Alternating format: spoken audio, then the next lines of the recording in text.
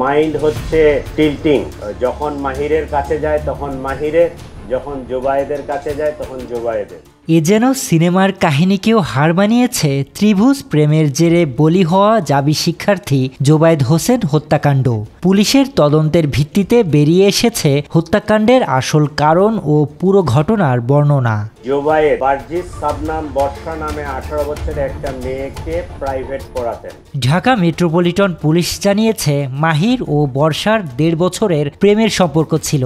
অন্যদিকে ভিকটিম জুবায়েদ অভিযুক্ত বর্ষার হোম টিউটর ছিলেন এবং এক পর্যায়ে তাদের মধ্যে ঘনিষ্ঠতা বাড়ে, যা একসময় রূপ নেয় প্রেমের সম্পর্কে। প্রাইভেট পড়াতে গিয়ে এই টিচারের সাথে এই ছাত্রীর একটা প্রেমের সম্পর্ক গড়ে ওঠে। জুবায়েদ হত্যাকাণ্ডের প্রায় 1 মাস আগে মাহির জানতে পারে তার প্রেমিকা বর্ষার সঙ্গে জুবায়েদের সম্পর্ক রয়েছে।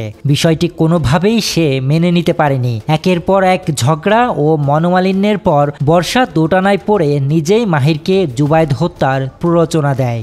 এই বর্ষার সাথে মাহির নামে জনৈক আরেক ছেলের প্রেমের সম্পর্ক, এটা মাহির এবং সেই বর্ষা দুজনে মেনে নিতে পারে নাই।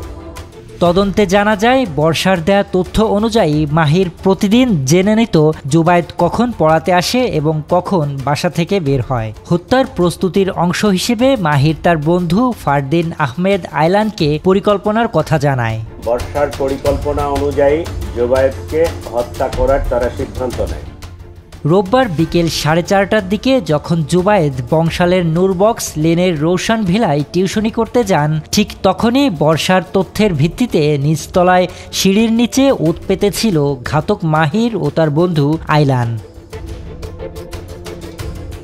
জুবায়েদ আসতেই মাহির তার কাছে বর্ষার সঙ্গে সম্পর্ক নিয়ে প্রশ্ন তোলে। কথা কাটাকাটির এক পর্যায়ে মাহির ব্যাগ থেকে সুইচ গিয়ার ছুরি বের করে জুবায়েদের গলার ডান পাশে আঘাত করে, যার ফলে ঘটনাস্থলেই জুবায়েদ মারা যান। হত্যার মুহূর্তে বর্ষা ভবনের 3য় তলায় দাঁড়িয়ে পুরো ঘটনাটি দেখছিলেন আর এমনটা জানিয়েছে পুলিশ। ঘটনার পর থেকেই 3 আসামি পলাতক ছিলেন, তবে বংশাল থানা পুলিশের অভিযানে তাদের গ্রেফতার করা হয় এবং জিজ্ঞাসাবাদ শুরু হয়। শরীফ রাহাত, নিউজ ডেস্ক, বাংলাদেশের খবর।